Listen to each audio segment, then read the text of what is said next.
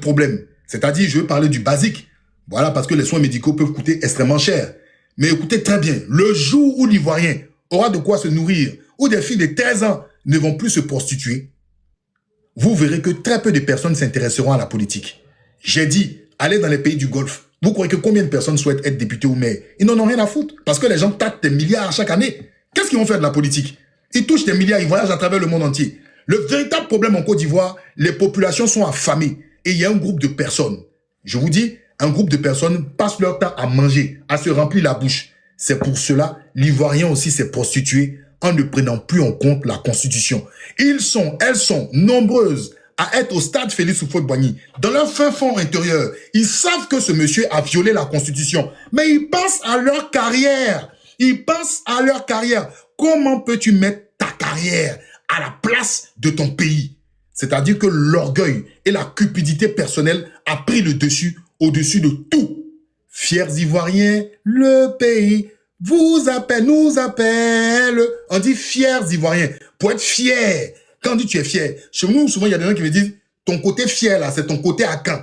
Mais la fierté, d'accord, ce n'est pas de la prétention. La fierté, c'est être fier du nom que tu portes. C'est être fier de la région d'où tu viens. C'est d'être fier de l'éducation que tes parents t'ont donnée. Mais quand toi-même, tu vas au stade Félix Houphouët-Boigny et puis tu chantes la biganaise, fiers Ivoiriens, le pays, en face de quelqu'un qui viole la Constitution, comment tu peux te regarder dans le miroir? Quand tu rentres à la maison et tes enfants te disent, papa, qu'est-ce que tu en penses de temps? Hein?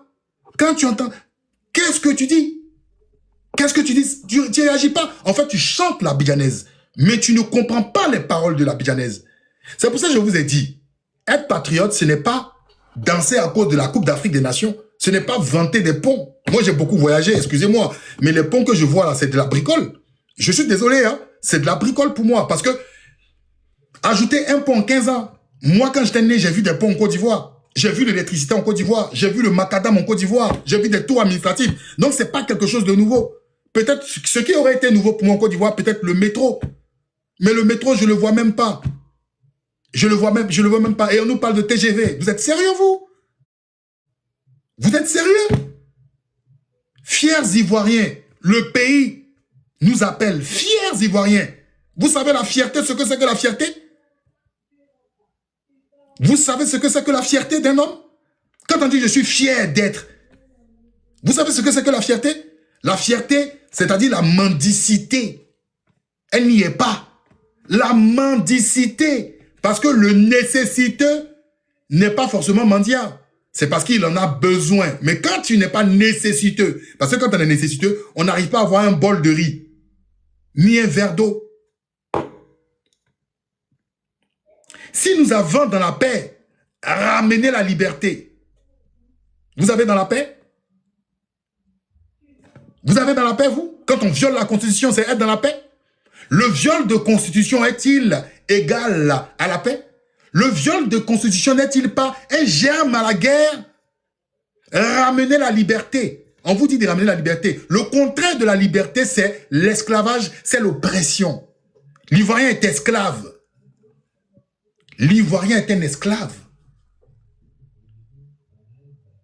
Est-ce que vous comprenez? Donc, il y a des paroles avec lesquelles on ne joue pas. Moi, dans ma tradition, c'est pour cela qu'on dit que les chefs à Caen, ils ne parlent pas beaucoup. Il faut tourner ta langue 7 fois dans ta bouche avant de t'exprimer. Mais vous chantez la biganaise pour chanter la biganaise. Et c'est vous qui allez venir nous donner des leçons de patriotisme. Le patriotisme, c'est un bien grand mot. Dans le patriotisme, on ne vole pas. On ne viole pas la Constitution.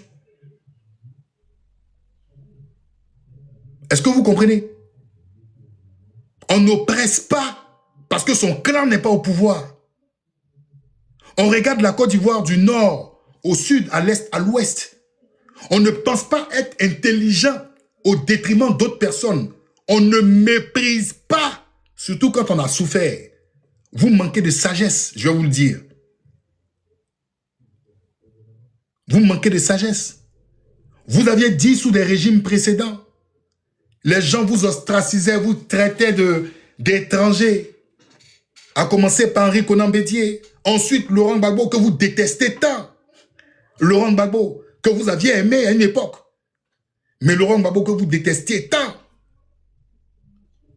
Mais quand vous venez au pouvoir, votre rôle c'est de faire quoi? Si Laurent Gbagbo n'a pas pu réconcilier les Ivoiriens, mais votre rôle c'est de réconcilier les Ivoiriens.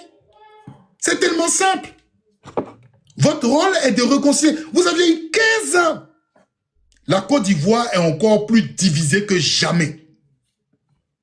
15 années. 15 années. C'est-à-dire que vous avez plus dirigé que Laurent Gbagbo et Henri Konan Bédié. Bédié a fait 6 ans. Gbagbo a fait 10 ans. Vous en 15 ans, le résultat, rien. Le pays est encore divisé. Il y a des gens qui sont divisés. Quand on vous dit, si vous avez dans la paix ramené la liberté, vous croyez que vos élections à vous, là, parce que je dis c'est vos élections, c'est une organisation que vous avez organisée.